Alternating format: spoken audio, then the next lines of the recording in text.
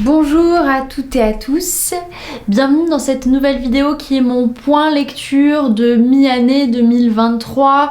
Je ne savais pas si je faisais un classement par rapport aux lectures que j'ai pu faire durant ces 6 mois. Je ne savais pas si je faisais un point lecture en abordant toutes les lectures que j'ai pu faire depuis le dernier point lecture. Je ne savais pas. Et puis je me suis dit que j'allais faire à ma sauce, voilà, et de vous présenter les choses par thématique parce que c'est ce qui me paraît le plus simple et le plus évident pour moi.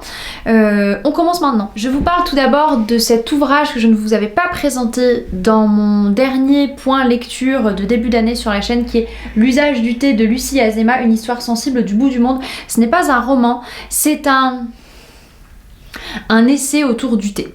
Et j'ai adoré cet essai qui est écrit par une voyageuse qui est très bien renseignée par rapport à l'histoire du thé. C'est très intime, on est presque parfois à la limite de l'autofiction sur certains passages.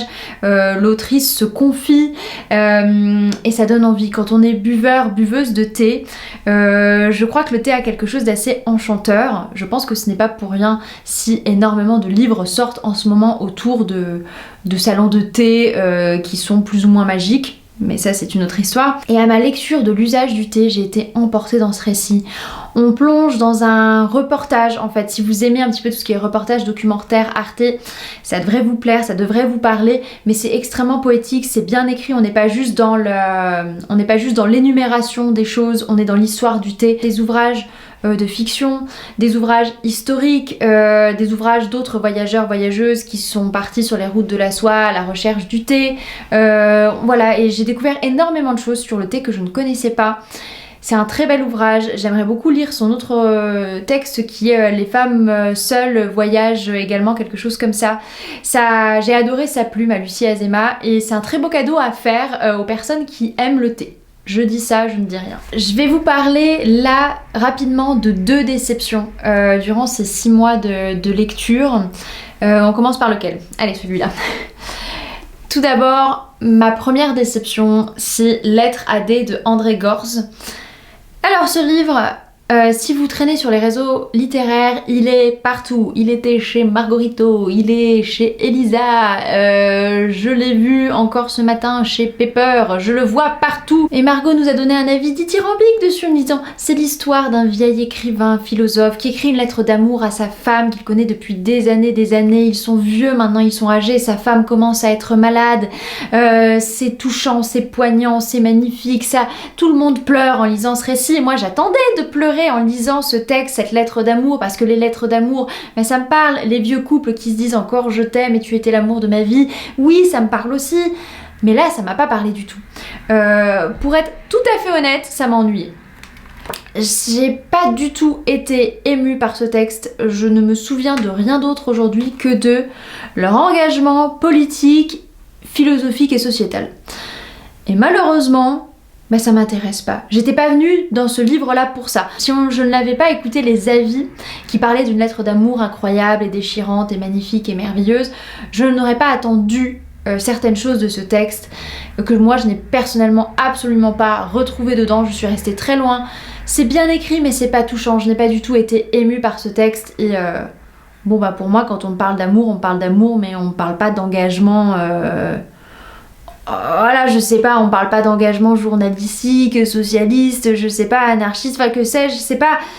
Ça me parlait pas. Voilà, ça me parlait pas du tout, je m'en souviens pas. Voilà, déception, malheureusement pour moi, que Lettre à D d'André Gorz. Autre déception, c'est cet essai, Pour en finir avec la passion, l'abus en littérature, qui est écrit par Sarah Delal, Élodie Pinel et Marie-Pierre Taché. C'est vraiment dommage parce que cet essai j'en attendais beaucoup, j'avais écouté une des autrices qui était passée sur France Culture et ça me semblait fascinant. Ça nous parle de tous ces grands romans de la littérature, Léo de Hurlevent, Les Liaisons Dangereuses, Manon Lescaut, même La Princesse de Clèves, enfin voilà, il y a énormément d'ouvrages qui sont abordés, du Harny Ernaux, j'en passe et des meilleurs, et on va nous montrer en quoi la thématique de la passion est problématique en littérature. Alors, vous prêcher une convaincue en parlant du fait que la passion est problématique en littérature, ne serait-ce qu'avec l'exemple de Madame Bovary, qui est cette jeune femme qui adore lire des romans d'amour, et on voit à quel point la littérature, la lecture, la fiction est intimement liée au réel et vice-versa, et qu'il est tout à fait sot, vain de croire que lorsqu'on lit des romans d'amour quand on est jeune et des romances toxiques comme ça existe aujourd'hui, on n'est pas un minimum influencé, on ne recherche pas ça dans ses propres relations en réalité, on ne recherche pas le bad boy problématique. C'est faux. Et j'attendais de trouver dans cet ouvrage des vraies pistes de réflexion, et là j'ai trouvé que parfois on était dans du capillotracté, mais puissance maximale. Enfin, je veux dire, nous parler de harcèlement par rapport à la princesse de Clèves, au bout d'un moment c'était trop pour moi, parce que les autrices qui sont des chercheuses nous disent on va utiliser des outils qui ne sont pas que des outils d'analyse littéraire, et on ne va pas seulement parler de l'esthétique du roman mais de la toile de fond, donc on va utiliser des outils de sociologie, d'anthropologie, de tout ça, de psychologie, et moi je veux bien tout ça, au contraire je suis pour, parce que c'est plus intéressant et ça amène la littérature plus loin. Mais parfois, vraiment, on était dans on mettait vraiment des gros pieds dans le plat, et je me dis, mais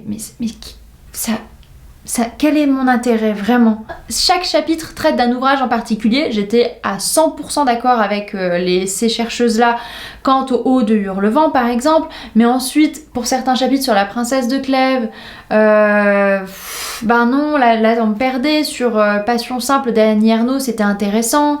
Don Juan, pourquoi pas, mais non, mais voilà, c'était assez inégal comme lecture, et je suis très déçue par cet ouvrage. J'en garde tout de même quelques pistes de réflexion très intéressantes, quelques outils d'analyse quand je lis des classiques, mais on était trop pour moi dans la cancel culture à tout prix, et moi c'est quelque chose que je déplore énormément en littérature aujourd'hui. Les pancartes cancel culture, les pancartes attention, trigger warning, voilà, ça pourrait faire l'objet d'une vidéo à part entière si ça vous intéresse, mais je trouve qu'aujourd'hui on est trop dans la censure et c'est très dangereux. Je pense qu'il faut dire que toutes ces héroïnes qu'on voit dans la littérature ne sont pas des exemples à suivre, que ce n'est pas, qu'il ne faut pas fantasmer un Don Juan, qu'il ne faut pas fantasmer une histoire d'amour impossible, etc., etc. Mais au bout d'un moment, venir juste cracher sur des auteurs classiques, ben ça m'intéresse pas trop. Voilà. On va aborder ces deux ouvrages qui sont de l'autofiction tous les deux, qui sont différents et pourtant se rejoignent sur plein d'aspects. Je commence tout de suite avec Perséphone 2014 par Gwenaëlle Aubry. Cet ouvrage, je n'en avais jamais entendu parler, mais je m'intéresse beaucoup à la figure de Perséphone dans la mythologie. C'est certainement ma déesse préférée, favorite, et depuis bien longtemps. Moi j'ai pas lu tous les lores Olympus, tous les trucs, tout ça, ça m'intéresse pas, mais je suis passionnée de mythologie et Perséphone c'est mon dada en mythologie. Et quand j'ai vu ce titre Perséphone 2014, je me suis dit allez, pourquoi pas tenter ce livre de littérature blanche où il n'y a pas d'imaginaire, où l'autrice se réapproprie la figure de Perséphone par rapport à sa vie. Et c'est un texte qui m'a énormément touchée. Je ne connaissais pas Gwenaëlle Aubry, qui est chercheuse, il me semble, ou en tout cas professeure, qui écrit des essais et des romans. Et là, son texte Perséphone 2014 m'a transpercée, parce que c'est le récit d'une femme qui se compare à la figure de Perséphone, qui était avant Corée, une jeune fille qui rencontre l'homme malsain, toxique, abusif, et qui ne rêve que de ça à l'adolescence, qui a besoin de ça pour s'émanciper de sa mère, du foyer, de l'aspect très jeune fille, qui souhaite devenir une femme à tout prix. Et ensuite ça montre plein de relations abusives, mais on est dans quelque chose de parfois très en surface, on ne sait pas tout est à lire entre les lignes, et ça, moi, ce sont des choses qui me plaisent beaucoup. C'est une écriture qui m'a touchée. Si je vous trouve un extrait... Jamais je n'aurais dû laisser un homme si profond s'infiltrer, jamais m'offrir ainsi. Ainsi pris l'un dans l'autre, nous nous emplissons de nuit.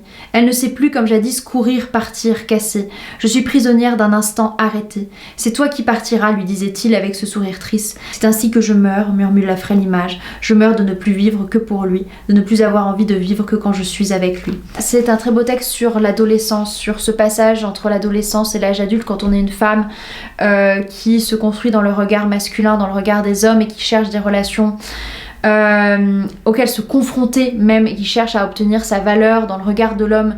C'est des choses qui parlent énormément, en tout cas. Et l'autrice, narratrice parle d'elle parfois à la troisième personne, parfois on revient au jeu, parfois elle prend la parole à la place de Perséphone.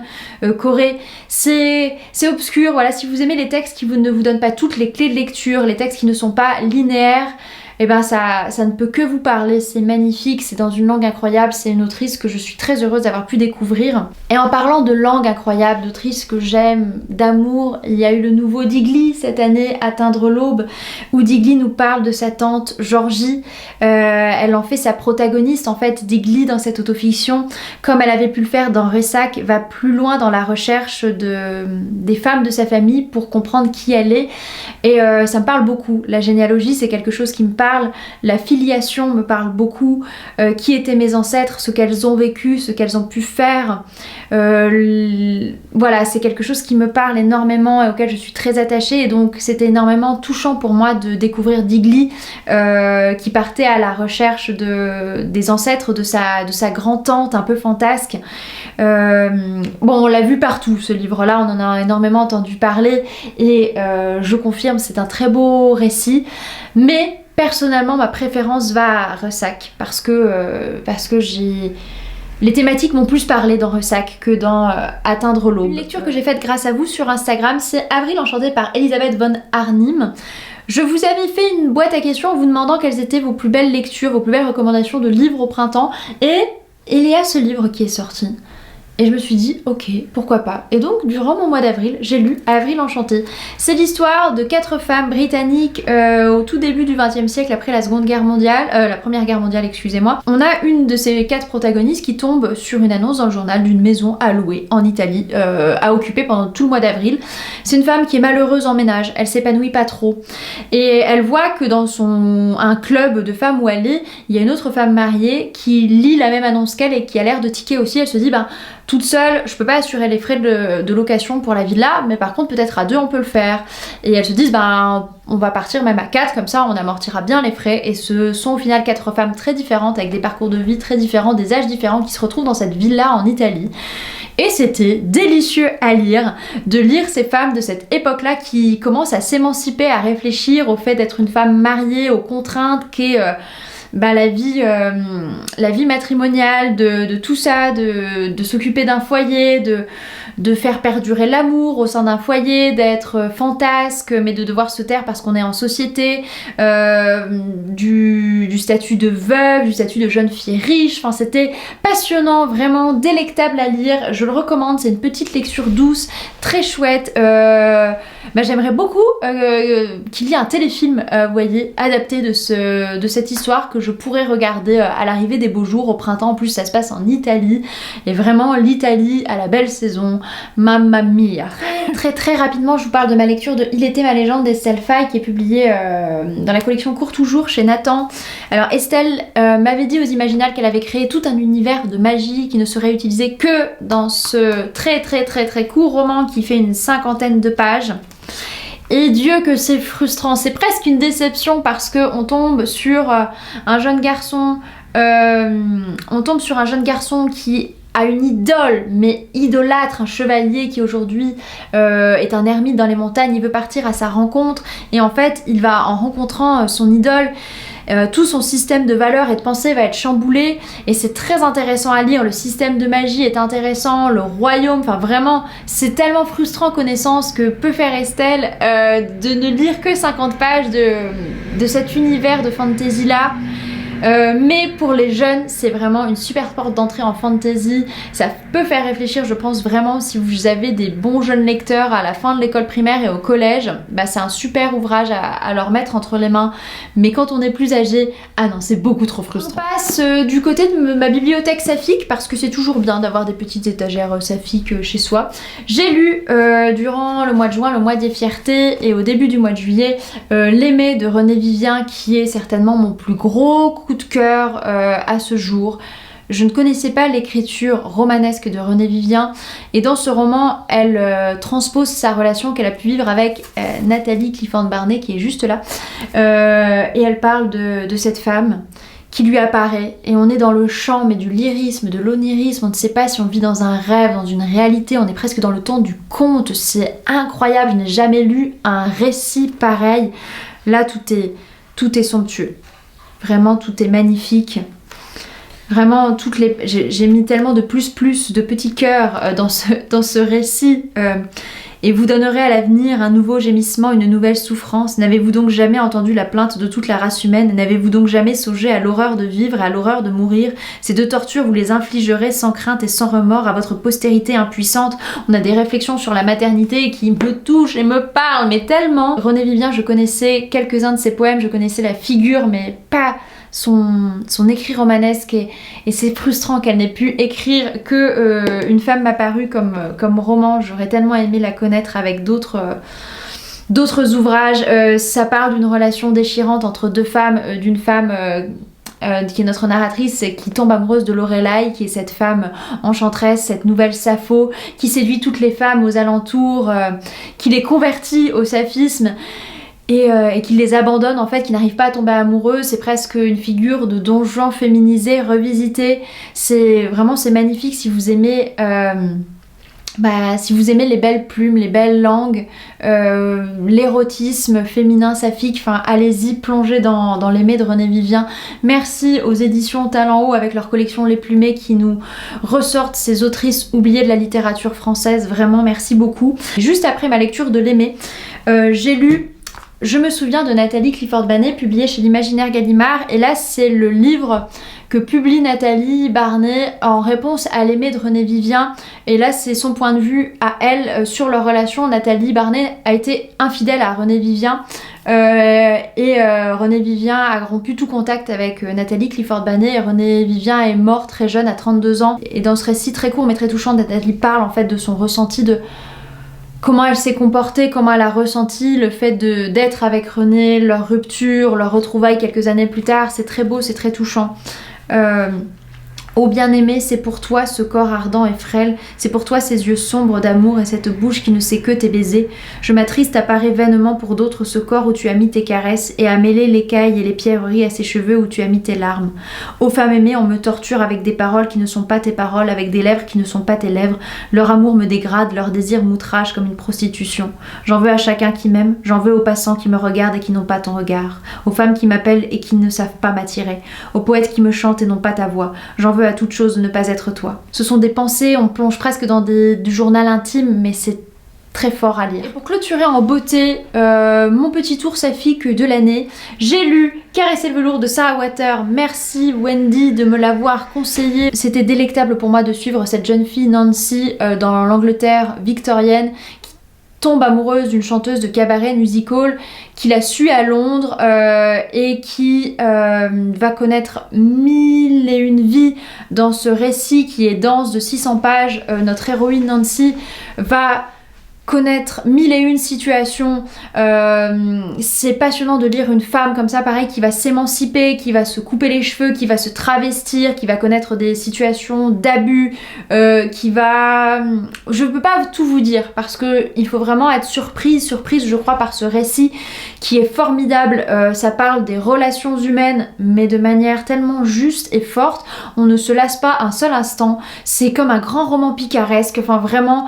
Caresser le velours de Sarah Waters, si vous aimez ce style de littérature ou si vous aimez les parcours, les destins de femmes, les romans historiques, eh bien allez-y, foncez dedans, c'est de très beaux sentiments, de belles histoires d'amour, des personnages tristes et torturés qui se retrouvent à faire des choses parfois pas jolies parce qu'elles se sentent très seules et abandonnées.